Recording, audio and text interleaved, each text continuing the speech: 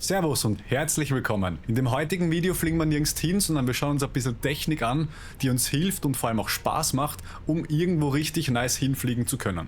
Wenn es um Hardware rund um den Flugsimulator geht, dann gibt es da ein paar große Marken, die uns sofort einfallen. In letzter Zeit kommt aber immer wieder was Neues vom Hersteller Winwing, die zu sehr erschwinglichen Preisen richtig gute qualitative Hardware abliefern. Winwing war ja bisher eher mehr im Kampfjet-Bereich tätig, allerdings haben die ihr Sortiment ein bisschen erweitert auf Airliner-Hardware, im Besonderen für den A320. Und als Phoenix A320-Pilot bin ich natürlich sofort hellhörig geworden, habe mir ein paar Reviews angeschaut und habe dann zugeschlagen. Mittlerweile habe ich den Ursa meiner Airline Sidestick und das Glare Shield Panel und ich freue mich jedes Mal, wenn ich es benutzen kann. Setz dich hin, wenn du noch nicht sitzt, lehn dich zurück, wenn du noch nicht lehnst und schau zu.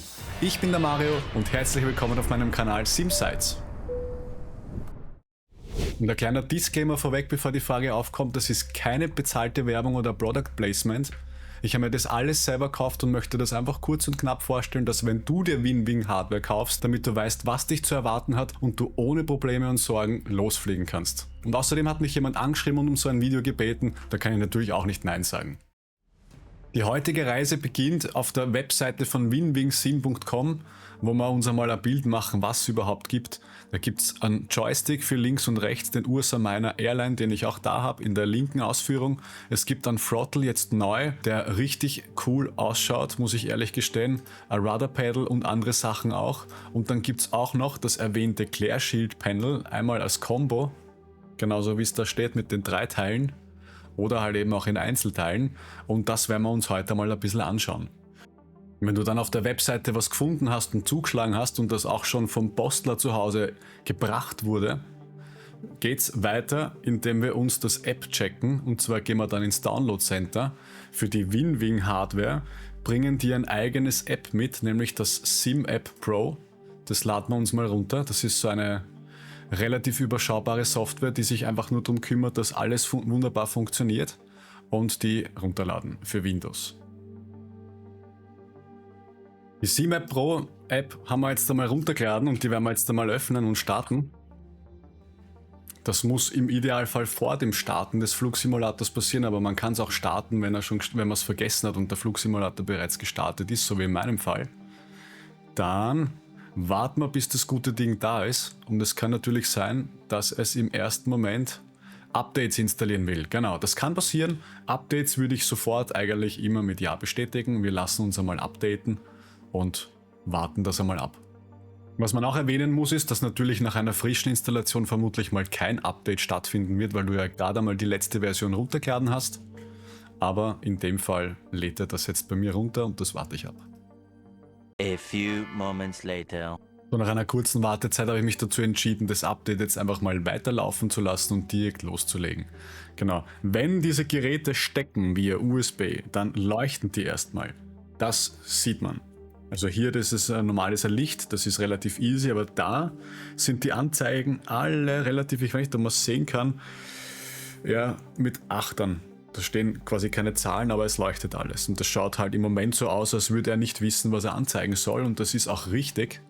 Genau, wir haben in unserer Winwing Software, ich mache die da mal groß, haben wir Devices, je nachdem was angesteckt ist, kann man da auch ein bisschen was einstellen, kalibrieren oder sonstige Werte verändern.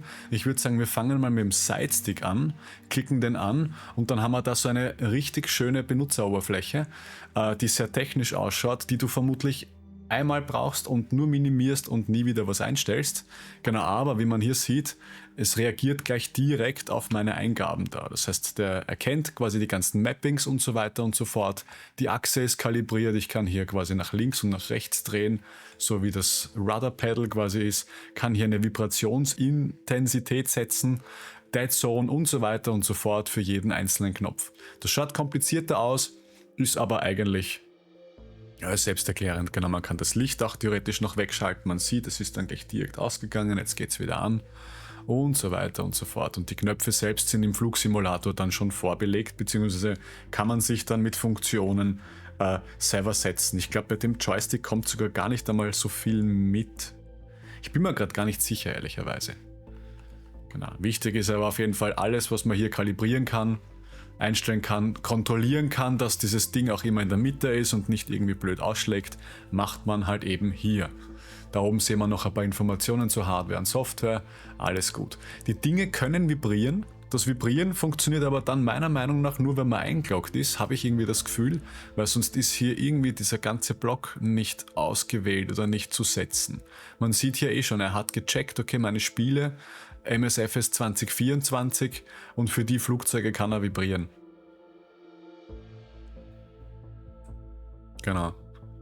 Und das wäre mal so viel zum Thema Joystick gewesen. Ich kann da mal bei Keybinding reinschauen, da habe ich nichts eingestellt. Man kann sich Cloud-Files runterladen von anderen Leuten, die schon Profile erstellt haben. Muss ich ehrlich gestehen, ich habe den angesteckt, den Sidestick, und habe nichts eingestellt. Nichts. Es hat einfach funktioniert. Die Software muss aber laufen. Deswegen gehen wir auf die Software ein. Dann haben wir unser Glare Shield Panel hier. Das Glare Shield Panel hat hier 3 Teile, wie man sieht. Man kann ja auch nur 2 oder nur einen Teil davon haben, wie man es will. Da hat er es erkannt als ein 3-Teiler, als eine Combo. Und auch hier läuft das Ganze eigentlich recht gleich. Das heißt, wir sehen hier genau dasselbe, nur mit anderen Eingabeknöpfen. Wir können da herumdrehen und sehen jedes Mal, wo wir sind. Da sieht man auch die ganzen Aktionen. Muss man gar nicht wirklich viel drauf eingehen. Diese Switches sind alle sehr geil, man muss da dran ziehen, dass man den überhaupt umlegen kann, also vermutlich wie im echten Flugzeug. Und das Ganze ist wunderbar. Was mir direkt auffällt ist, und da habe ich am Anfang mir gedacht, ist der Knopf vielleicht kaputt? Dieser X-Bait-Button, der leuchtet nicht. Alle anderen Buttons leuchten, wenn man das in USB einsteckt, aber der X-Bait-Button nicht. Genau, dann bin ich mal dahergegangen und habe mir gedacht, so ja, schauen wir mal, was mit dem hat. Und der X-Bait-Button kann hier eingestellt werden. Genau. Der war jetzt auf 128. Jetzt, wo ich ihn gesetzt habe, leuchtet er auch plötzlich. Aber vorher, bevor wir diesen Schieberegler nicht angefasst haben, hat er nicht geleuchtet. Aber keine Sorge, das ist überhaupt kein Problem. Das macht dann das Flugzeug nachher selber. Sprich, wenn wir in den Airbus A320 vom Phoenix reinladen oder in andere kompatible Flugzeuge, ist einmal alles aus, solange das Flugzeug überhaupt keinen Strom hat. Aber das schauen wir uns dann an, wenn wir so weit sind. Genau, das sieht man dann im Endeffekt, man kann hier alles Mögliche einstellen, Backlight, Screen Backlight, Flag und so weiter und so fort. Ich würde da jetzt auch einmal sagen, wir schauen uns mal das Backlight hier an. Ich merke mir, 128 war es. Hier sieht man eigentlich ganz schön, ja, das kann richtig krass leuchten. Gehen wir wieder ein bisschen zurück.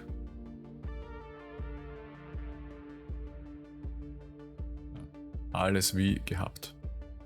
Nix eingestellt, alles wie gehabt. Einfach so lassen. Deswegen gehen wir da auch wieder raus. Wenn wir was kalibrieren müssten, könnte man da jetzt sagen, okay, wir kalibrieren was. Das macht vielleicht beim Joystick mehr Sinn, weil da halt Mittelstellungen sind, die man irgendwie speichern möchte, aber machen wir nicht. Natürlich gibt es auch Firmware-Update und so weiter und so fort. Kann man machen, würde das Ding, die Software auch einen erinnern, wenn da irgendwas zum Updaten ist. Vermutlich, wenn du was kaufst und das du mal direkt einsteckst und die Software startest, werden einmal alle Geräte vermutlich ein Firmware-Update benötigen. Dann haben wir da noch den Environment Check, da ist alles grün, der sagt einfach nur, was alles geladen ist oder geladen werden könnte. Es ist immer gut, wenn da alles grün ist. Es gibt dann auch irgendwo, glaube ich, die Möglichkeit, wo man sieht, dass es bei mir zum Beispiel für den 24er nicht geladen ist. Sehe ich da jetzt aber nicht. Grundsätzlich ist das nur alles anzuschauen, wenn man irgendwelche Probleme hat. Würde ich mir nicht weiter anschauen. Genauso wie das Virtual Device Mapping, Keybinding, wo wir vorher schon drin waren. Den Motor, der auch standardmäßig gleich an ist. Ich drücke da jetzt mal auf Setting. Genau, da kann man das dann vermutlich einstellen. Steht auf Default, also Standard. Und würde dann ein bisschen vibrieren, wenn man zum Beispiel die Speed Brakes ausfährt, vibriert der Yoke. Wenn man, ich glaube, während dem Ausfahren des Fahrwerks spürt man das und so weiter und so fort. Also richtig cool. Und dann gibt es auch noch Peripheral Display, wo man dann alle Geräte steuern könnten, die irgendwie was anzeigen können. Also jetzt nicht nur so ein kleines Display wie da, sondern halt eben dieses MFD oder die MCDU.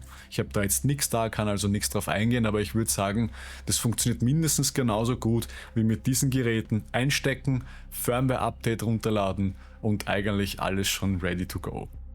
So viel dazu. Dann waren wir hier jetzt mal in dem WinWing-App, das minimiere ich. Also wenn wir schließen würden, würde er auch sagen, hey Achtung, Moment, wenn du das jetzt schließt, dann ist dieses ganze Backlight-Sync und so weiter nicht mehr an. Deswegen, das wird nicht mehr funktionieren. Wir lassen das und wir minimieren es. Und hauen uns in den Flugsimulator, in einen freien Flug. Natürlich in einen Airbus A320, in dem Fall, nein, Eurowings kann ich jetzt so nicht machen, das geht nicht. Da müssen wir natürlich schon vorbildlich unseren Austrian Airlines nehmen, der hier ist. Und spawnen mal am Wiener Flughafen.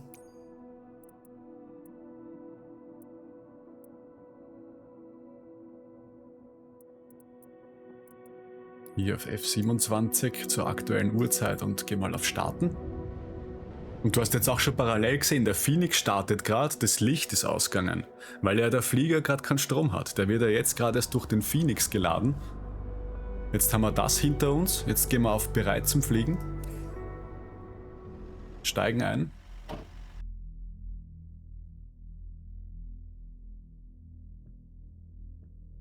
Und wir sehen, das Ding funktioniert natürlich, reagiert sofort, wunderbar. Hat auch ein richtig geiles Feedback, muss ich sagen, kann man loslassen und wandert so richtig fein zurück, ohne dass man es so krass gefedert hat, wie man es von anderen Marken kennt. Und dann starten wir mal die Batterie und die externe Power. Und jetzt geht das Ding an, weil jetzt natürlich das Ding offiziell erst Strom bekommt. Das heißt, jetzt leuchtet das einmal so hell wie es geht.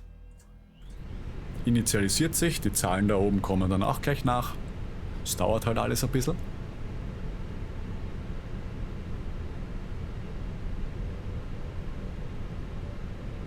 Wir sehen da jetzt schon die 100, die plus 00, das ist alles 1:1, so wie es da drüben steht.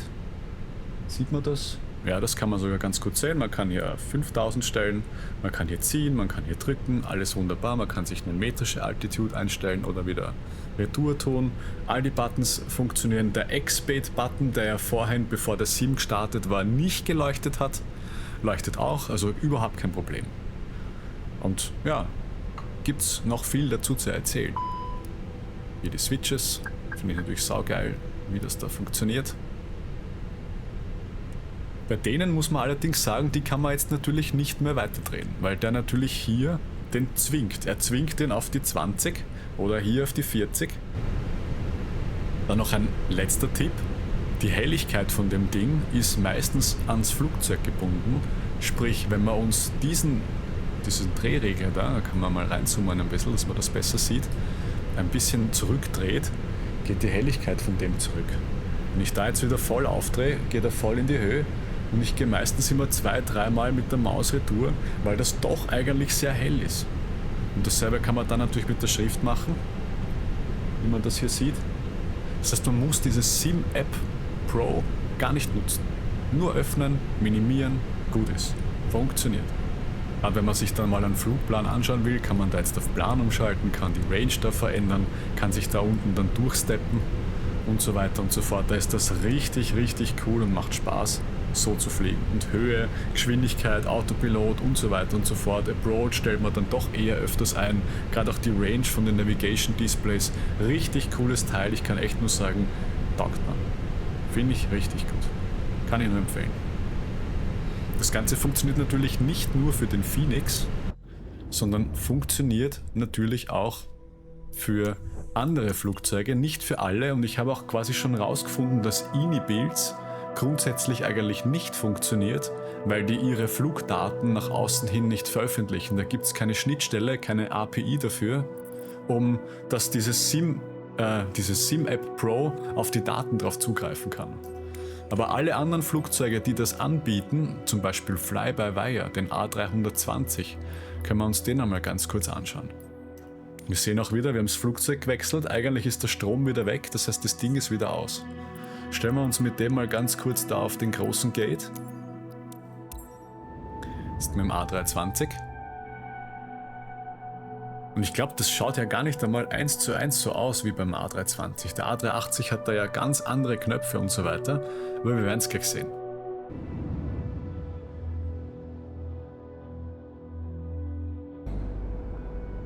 So, da steht unser Prachtstück. Das Ding ist natürlich in echt, gibt es den A380 mit Austrian nicht. Und dann schauen wir, was wir sehen. Genau, das Ding schaut ja grundsätzlich komplett anders aus. Ja? Ich würde auch hier mal wieder sagen, wir starten die Batterien. Hauen die externe Power dazu. Da haben wir 4 Knöpfe zum Drücken. Und wir sehen auch schon wieder, das Ding ist da.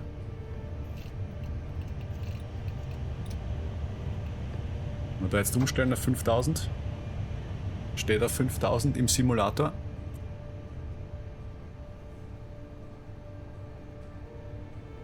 Richtig, richtig fein.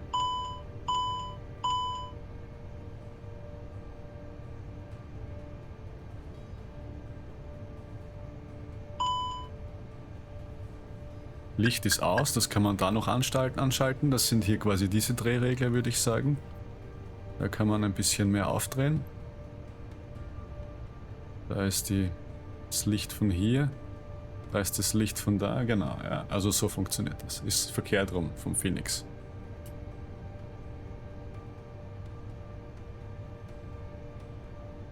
Weil man jetzt sagen muss, dass das jetzt nicht funktioniert.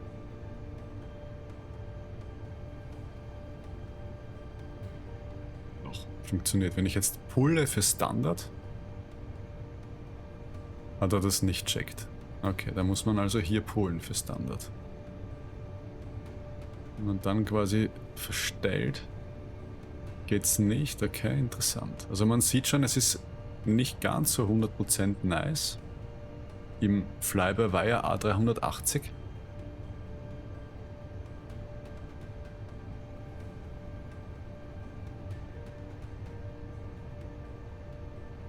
Na gut, also der Switch von Standard auf Normal, das mag er nicht, habe ich das Gefühl. Da muss man wirklich klicken. Na gut. Und in meinem Setup, wie du siehst, habe ich da jetzt noch quasi Konkurrenz stehen, nämlich von Thrustmaster.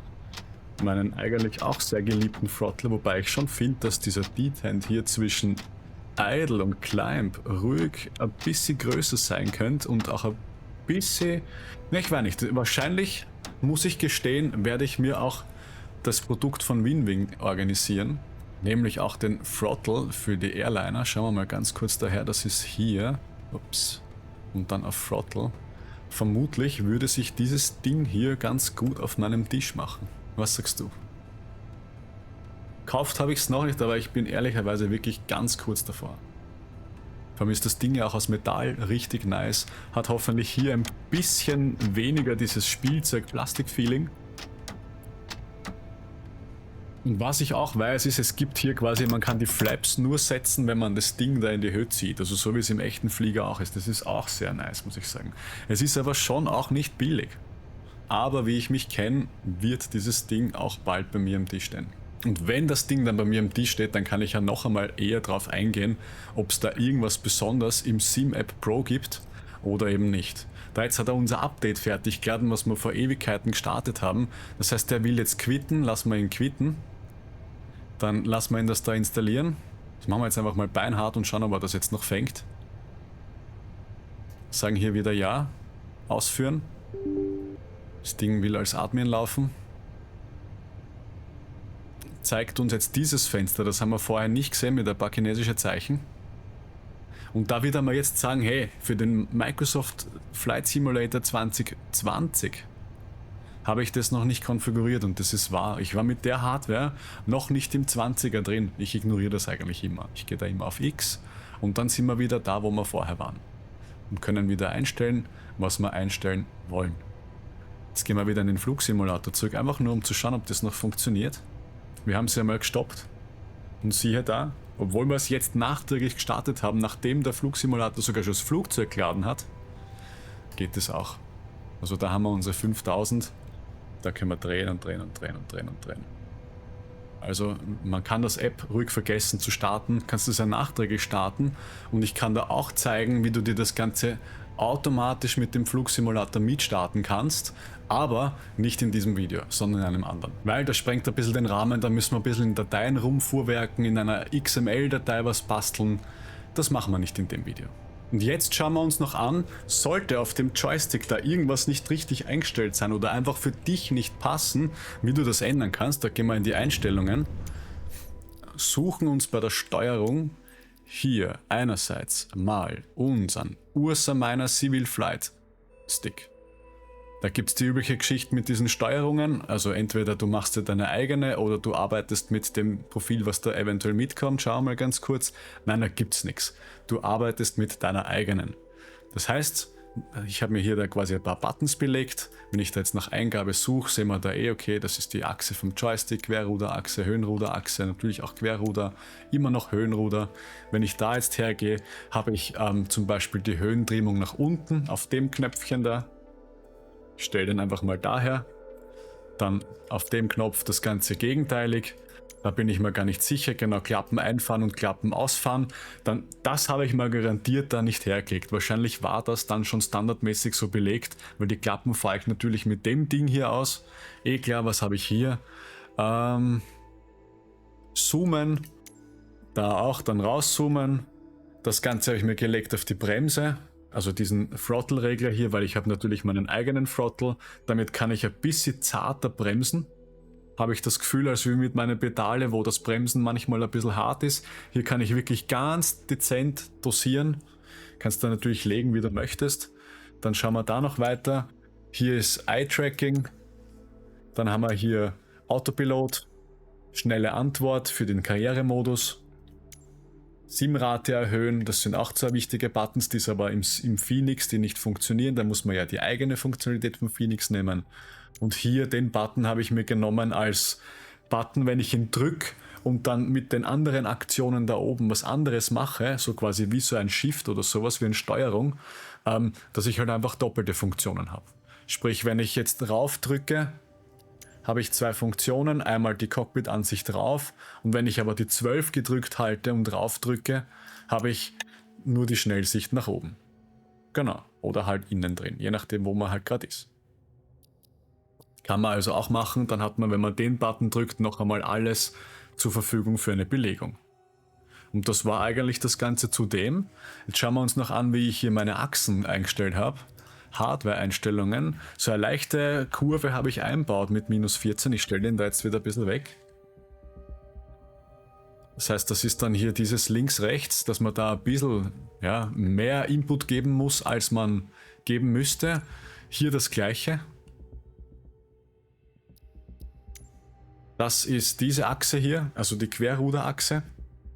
Die Seitenruderachse, Entschuldigung, um eben auch zu lenken mit dem Tiller, wenn man das will. Das ist auch ziemlich krass, da musst du euch auch eine leichte Kurve einstellen.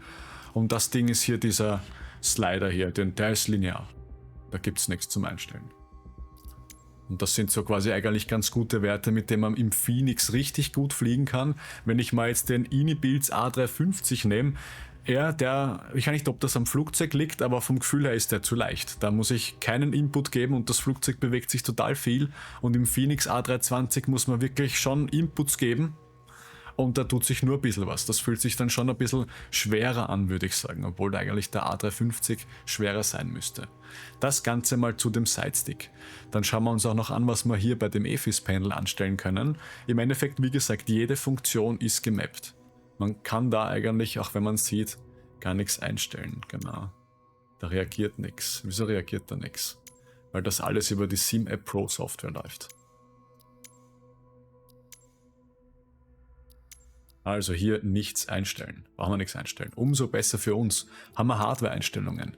Wir hätten welche. So die Frage, wo ist die Achse? Keine Ahnung. Gibt es meiner Meinung nach keine Achse. Z-Achse. Vielleicht ist das einfach da. Einfach ignorieren. Habe ich nie angegriffen, wirst du auch nicht angreifen müssen. Somit alles gut. Bei einem Throttle vermutlich wird man dann hier auf jeden Fall mal ran müssen. Nicht in den Einstellungen dann, aber auf jeden Fall im Flugzeug. Die meisten Flieger wollen ja dann, dass man den Throttle einmalig, diese D10-Stufen, kalibriert. Das passiert meistens irgendwie flugzeugspezifisch. Im Phoenix läuft das über das Tablet. Im A350, glaube ich, läuft das auch übers Tablet. Im A380, glaube ich, auch. Nur, dass das Tablet halt immer ein anderes ist. Aber grundsätzlich ist das immer gleich, wo man halt einmal sagen muss, wo ist Max Idle, wo ist Max Reversed, wo ist normal. Alles Mögliche, was es da gibt. Also Max Idle gibt es nicht, aber Idle, Climb, MCD und Toga. So, und jetzt fallen mir aber wirklich nichts mehr ein. Jetzt glaube ich, haben wir alles durch. Muss ich eigentlich nur noch auf die Webseite zurückgehen und da mal auf Bestellen drücken, dass das Gute in dem heurigen Jahr noch kommt. Es dauert schon lang, puh. Ja, mal schauen, was ich draus mache. In dem Sinne, ich hoffe, dir hat das Video gefallen und du konntest einiges mitnehmen und bist jetzt startklar, auch wenn es mal wirklich ernst wird und deine Winwing-Hardware eintrifft und du quasi direkt losfliegen möchtest. Du hast ja gesehen, es gibt kaum Troubles, eigentlich keine Troubles. Das meiste ist einfach fertig und funktioniert out of the box. Gerade mal diese Knöpfchen, da muss man sich ein bisschen individualisieren und dann kann es gleich direkt losgehen. Ich hoffe, dir hat das Video gefallen und du hast einiges mitnehmen können und kennst dich jetzt aus, wenn deine Hardware vom Postler nach Hause gebracht wird, dass du eigentlich direkt loslegen kannst und ohne Sorgen losfliegen kannst. Lass gerne einen Daumen hoch da, um den Kanal ein bisschen zu unterstützen, und wenn du nichts weiteres mehr von mir verpassen willst, dann denk drüber nach, ein Abo dazulassen, und wenn du bereits zu meinen Abonnenten gehörst, fühl dich geehrt, ist meine Ehre. Bis zum nächsten Mal, ciao baba. Gerne mit diesem Video oder dieser Playlist fortfahren.